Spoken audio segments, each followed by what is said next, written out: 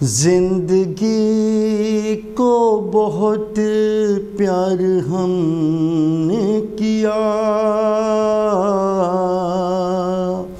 मौत से भी मोहब्बत निभाएंगे हम। रोते रोते ज़माने में आए मगर हंसते हंसते ज़माने से जाएंगे हम।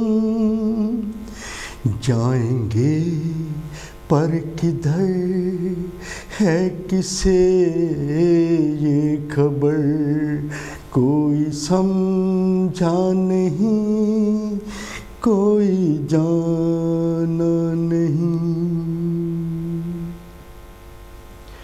ਕਾਂਚੀ ਟੀਵੀ ਦੇਖ ਰਹੇ ਪੂਰੇ ਸੰਸਾਰ ਦੇ ਵਿੱਚ, ਦੇਸ਼ਾਂ ਵਿਦੇਸ਼ਾਂ ਦੇ ਵਿੱਚ ਸਾਰੇ ਹੀ ਦਰਸ਼ਕਾਂ ਨੂੰ ਜੈ ਗੁਰਦੇਵ ਜੀ, ਧੰਨ ਗੁਰਦੇਵ ਜੀ।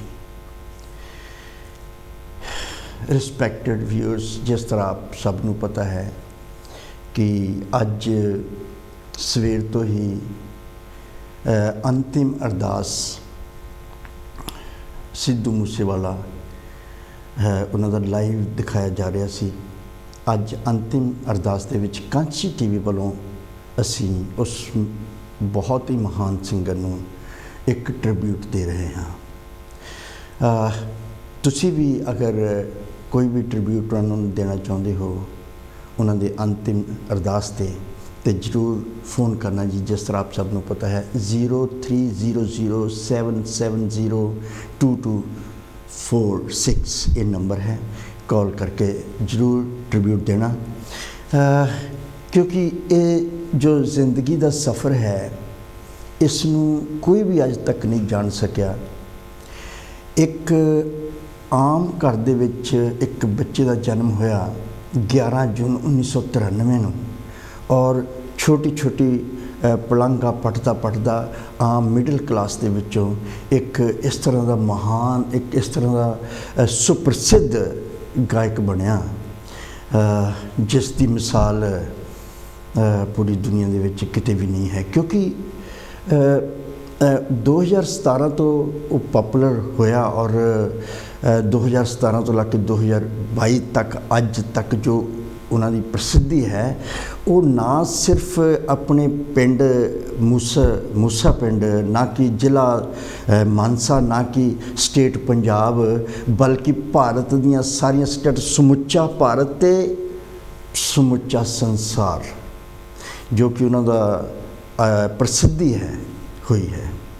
ये एक पंजाब वास्ते या एक अपने भारत वास्ते बड़े मान की गल है कि भारत का नां, अपने माँ बोली का नां रोशन करना और पंजाब का नां रोशन करना, ये सिद्धू मूसेवाला जो कि 29 मई 2022 ਨੂੰ ਸਾਡੇ ਤੋਂ हमेशा ਲਈ सदीवी विछोड़ा दे गए।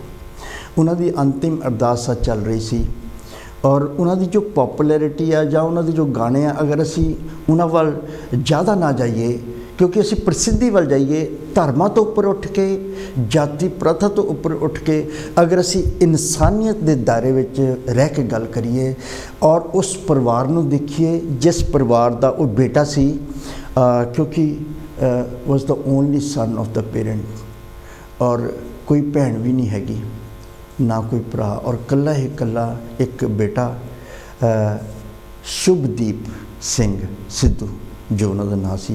लेकिन जो प्रसिद्धि के मकाम ते उस मकाम जो पौधे से जो चढ़ रहा सी, तो उसने ये सोचा कि जिन्ने भी लोग प्रसिद्ध होए अज तक, चाहे वो गायक होण, चाहे वो किसी भी मकाम दे होण, चाहे वो संगीतकार होण, या जिन्ने भी खेतर दे विच किसी भी खेतर दे विच जो प्रसिद्ध हुंदे आ, वो अपना पिंड नूं छड्ड के शहरां दे विच वस जांदे आ, क्योंकि उत्थे फैसिलिटीज़ ज़्यादा हुंदियां और उन्हां नूं आउण जाण दे विच सहूलत रहिंदी है। लेकिन इहदा एक अलग तो विजन सी कि मैं शहर विच नहीं जाऊँगा, मैं शहरां वालियां नूं अपने पिंड दे विच लिआऊँगा और अज वही है कि चाहे बॉलीवुड होवे चाहे पॉलीटिशियंस होण, अज वो देशों विदेशों तो उस पिंड दे विच जा रहे हैं।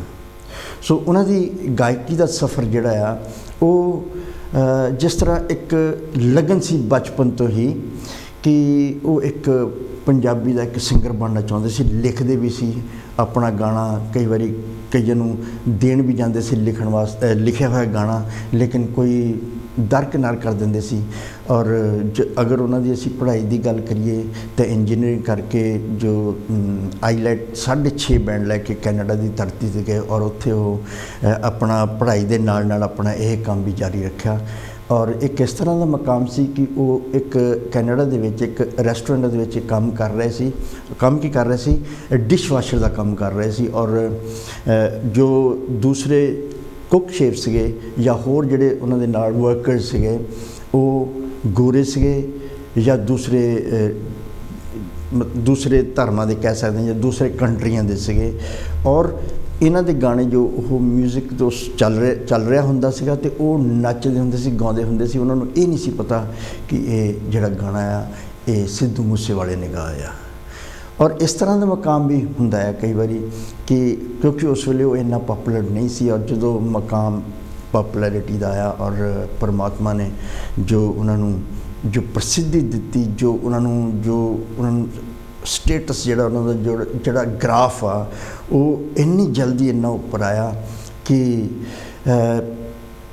भारत की film industry, Punjabi film industry या बॉलीवुड जिहड़ी भारत की अपनी देश की जिहड़ी हिंदी फिल्म इंडस्ट्री आ उहनूं छड्ड के ईवन हॉलीवुड दे विच भी उन्होंने बहुत पसंद किया जाता सीगा।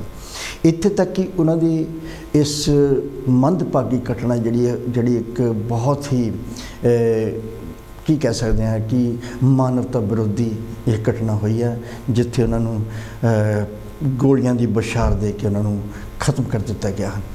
और इस सदमे तो बॉलीवुड या पंजाबी इंडस्ट्री के गायक या एक्टर्स जिहड़े हैं उन्होंने छड्ड के हॉलीवुड के जिहड़े बड़े बड़े सिंगर्स हैं उन्होंने भी बड़ा रोस अपनाया। और उन्होंने भी अपने स्टेजां ते परफॉर्म करते करते उन्होंने ट्रिब्यूट दिता। कई बारी उन्हें रोए आ और उन्होंने जो सिंबल सी कि थापी मार के उंगली उपर करनी, इदां दा भी उन्होंने किया।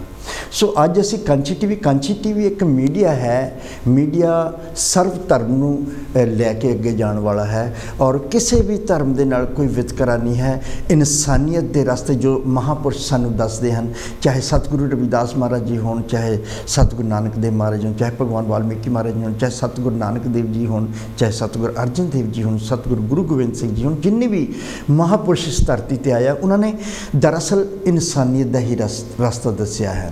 और मीडिया की एक मॉरल ड्यूटी बन जाती है कि असी वितकरा ना करते हुए जिहड़ी कोई भी मंदभागी घटना है या कोई भी घटना वापरदी है उसनूं असी अपने टीवी ते लियाइए। और ये माँ पे दा कल्ला ही पुत सी। और अगर असी इस दृष्टि नाल देखिए तो ये सदमा जिहड़ा है बहुत बड़ा सदमा, इस तो बड़ा सदमा कोई होर हो ही नहीं सकता है कि बुढ़े माँ पे जिहड़े हुंदे आ उन्हां दे कंधे ते अपने जवान बेटे का जनाजा, इस तो बड़ा दुख होर कोई भी नहीं हो सकता। अब उन्होंने ब्रीफ एक छोटी जी क्लिप देखते हैं कि उन्होंने किस तरह बचपन तो लैके हुण तक किहड़े मुकाम हासिल किए हैं। छोटी जी क्लिप आप देखते हैं जी।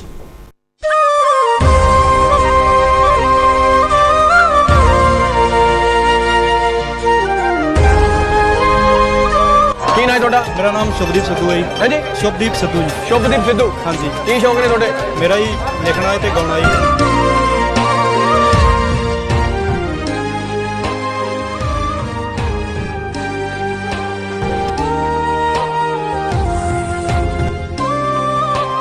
कदे मेरा जाके पिंड देख लियो जिथे बस तक नहीं सी आउंदी, मैं उस पिंड चों आया ते गिणवे चुणवे इंजीनियर ने, गिणवे चुणवे फौज च भर्ती ने। नॉर्मल जे घर तो आया, मेरा घर देख लो जाके, मैं तुक्का नहीं लाया ਜਾਂ मैं किसी ਨੂੰ गालां ਕੱਢ के नहीं आया। मेरा लॉट ऑफ हार्ड वर्क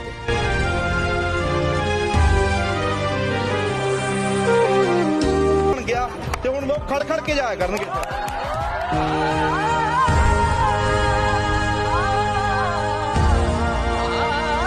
ਜਦੋਂ ਟੈਲੈਂਟ 'ਚ ਬੀਟ ਨਹੀਂ ਹੁੰਦਾ ਫਿਰ ਇਲਜ਼ਾਮ ਲੱਗਦੇ ਨੇ ਮਿੱਤਰੋ।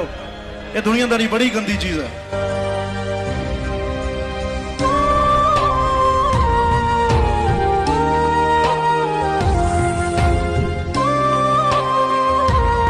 ਸਿੱਧੂ ਨੂੰ ਸਿੰਗਲ ਤੋਂ ਪਿੰਗਲ ਹੋਣ ਲਈ ਕਿੰਨਾ ਕੁ ਟਾਈਮ ਹੋਰ ਲੱਗੇਗਾ? ਥੋੜਾ ਟਾਈਮ ਰਹਿ ਗਿਆ। ਕੁੜੀ ਕਾੜੀ ਦੇਖ ਲਈ ਹੈ? ਹਿੰਟ ਦੇ ਦਿਓ ਕਦੋਂ ਤੱਕ ਤਿਆਰੀ ਹੈ? बस वोटों के बाद। इस वक्त एक बड़ी खबर आपको बता देते हैं। पंजाबी सिंगर सिद्धू मूसेवाला की गोली मारकर हत्या कर दी गई है।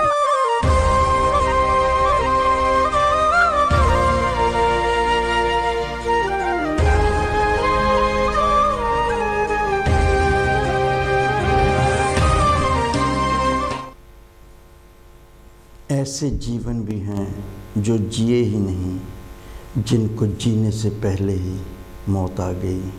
फूल ऐसे भी हैं जो खिले ही नहीं, जिनको खिलने से पहले खिजा खा गई।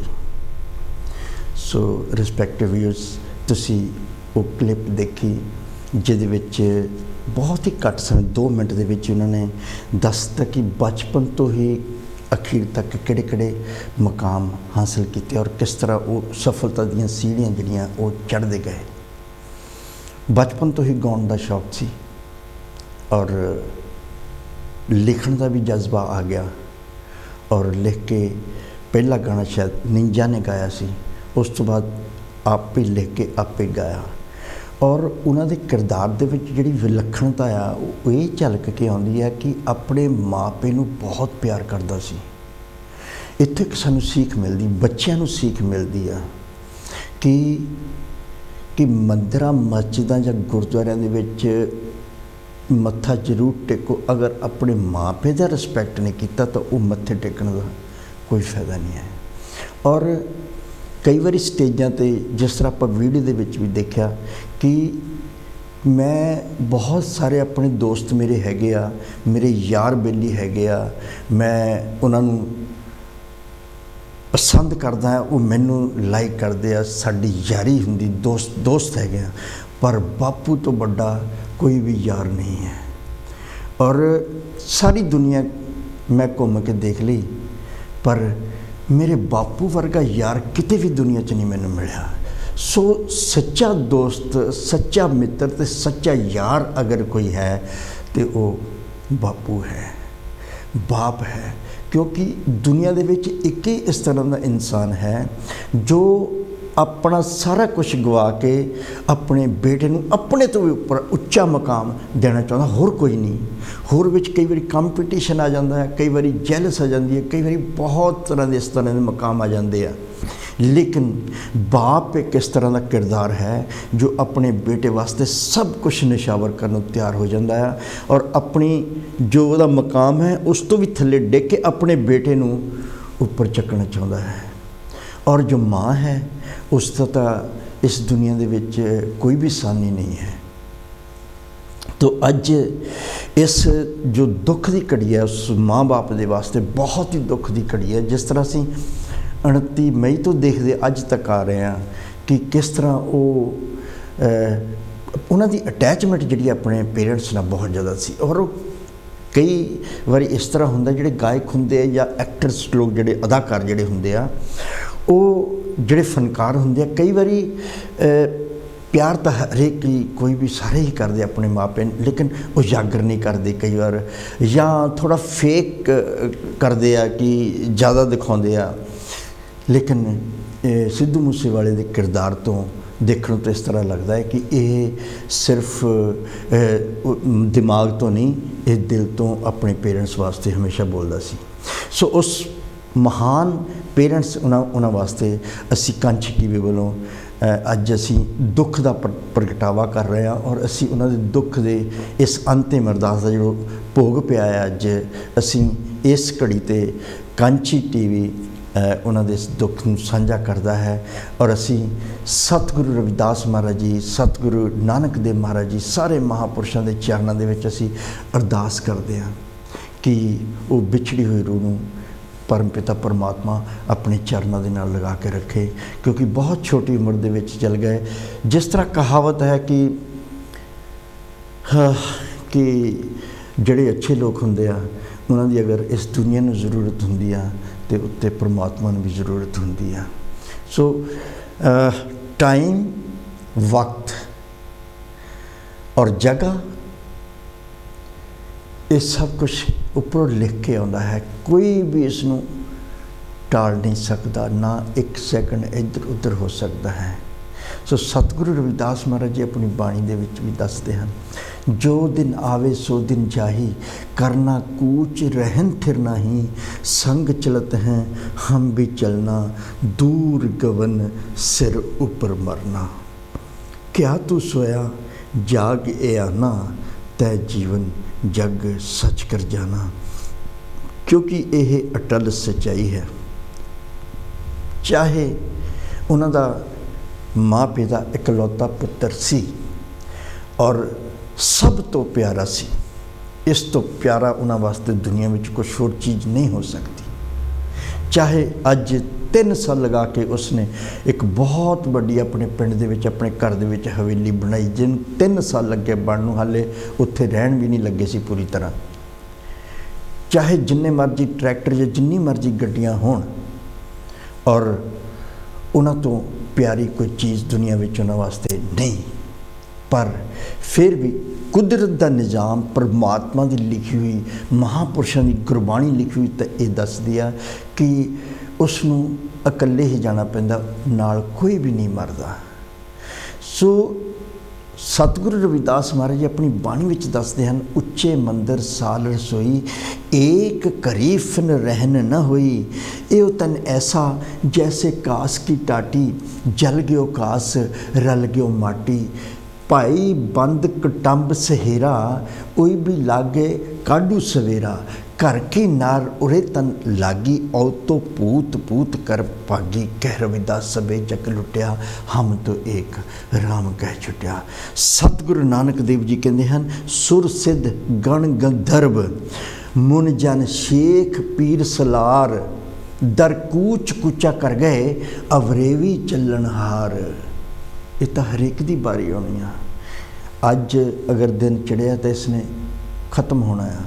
ਅੱਜ ਅਗਰ ਕੋਈ ਗਿਆ ਹੈ ਤਾਂ आज आपकी कल हमारी बारी है। ਇਹ ਤਾਂ ਇੱਕ ਨਿਜ਼ਾਮ ਹੈ ਇਸ ਦੁਨੀਆ ਦਾ, ਕਿਉਂਕਿ ਇਹ ਦੁਨੀਆ ਫਾਨੀ ਹੈ। ਸਤਿਗੁਰੂ ਨਾਨਕ ਦੇਵ ਜੀ ਵੀ ਕਹਿੰਦੇ ਹਨ ਕਿ ਸ਼ੇਖ ਪੀਰ ਸਲਾਰ ਮੁਨੀ ਜਨ ਗੰਧਰਵ, ਜਿਹੜੇ ਕਿ ਆਪਣੇ ਆਪ ਨੂੰ ਬਹੁਤ ਮਹਾਨ ਜਿਹੜੇ ਸ਼ਖਸੀਅਤਾਂ ਹੋਈਆਂ, ਉਹ ਵੀ ਇਸ ਦੁਨੀਆ ਵਿੱਚ ਨਹੀਂ ਰਹੇ, ਉਹਨਾਂ ਨੂੰ ਵੀ ਜਾਣਾ ਪਿਆ। ਪਰ ਦਰਦ ਜਾਂ ਦੁੱਖ ਜਿਹੜੀ ਦਿਲ 'ਤੇ ਇੱਕ ਹੂਕ ਵੱਜਦੀ ਆ, ਉਹ ਇਹ ਆ ਕਿ ਛੋਟੀ ਜਿਹੀ ਉਮਰ, ਹਾਲੇ 28 ਸਾਲ 29 ਸਾਲ ਜਿਹੜੇ ਪੂਰੇ ਹੋਣੇ ਸੀਗੇ 11 ਜੂਨ ਨੂੰ, ਜੋ 11 ਜੂਨ ਉਹਨਾਂ ਦਾ ਬਰਥਡੇ 3 ਦਿਨ ਬਾਅਦ ਹੀ ਹੈ। ਸੋ ਇਹ ਜੋ ਛੋਟੀ ਉਮਰ ਦੇ ਵਿੱਚ ਜਾਣਾ, ਔਰ ਦੂਸਰਾ ਜਿਹੜਾ ਸਭ ਤੋਂ ਵੱਡਾ ਦੁੱਖ ਕਿ ਮਾਂ ਪਿਓ ਦਾ ਇਕੱਲਾ ਹੀ ਪੁੱਤਰ। ਸੋ ਅਸੀਂ ਵੀ ਕਾਂਚੀ ਟੀਵੀ ਵੱਲੋਂ ਉਸ ਵਿਛੜੀ ਹੋਈ ਰੂਹ ਨੂੰ, ਇੱਕ ਮਹਾਨ, ਇੱਕ ਪ੍ਰਸਿੱਧ ਸੁਪ੍ਰਸਿੱਧ ਗਾਇਕ ਜਿਨ੍ਹਾਂ ਦਾ ਗਾਣਾ ਜੋ ਕਿ ਸੱਚ ਬੋਲੇਗਾ ਤਾਂ ਹੇਟ ਮਿਲੂਗੀ, ਸੱਚ ਮਿਲੂਗਾ ਤਾਂ ਮਿਲੂਗੀ 295, ਇਸ ਤਰ੍ਹਾਂ ਦਾ ਜੋ ਗਾਣਾ ਉਹਨਾਂ ਦਾ ਬਹੁਤ ਪਪੂਲਰ ਹੋਇਆ। ਅੱਜ ਬੱਚੇ, ਛੋਟੇ ਛੋਟੇ ਬੱਚੇ ਉਹ ਉਹਨਾਂ ਦਾ ਗਾਣਾ ਗਾ ਰਹੇ ਆ, ਉਹਨਾਂ ਦੇ ਟੈਟੂ ਆਪਣੇ ਬਾਹਾਂ 'ਤੇ ਲਗਵਾ ਰਹੇ ਆ।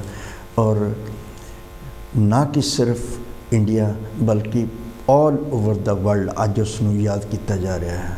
ਬੜੇ ਬੜੇ ਨੇਤਾ ਅਭਿਨੇਤਾ ਉਸ ਘਰ ਦੇ ਵਿੱਚ ਗਏ ਆ। ਸਾਡੇ ਨਾਲ ਕਾਲ ਇੱਕ ਆਈ ਹੈ, ਲਓ ਕਾਲ ਦੇ ਨਾਲ ਜੁੜਦੇ ਹਾਂ ਜੀ। ਹੈਲੋ, ਜੈ ਗੁਰਦੇਵ ਜੀ।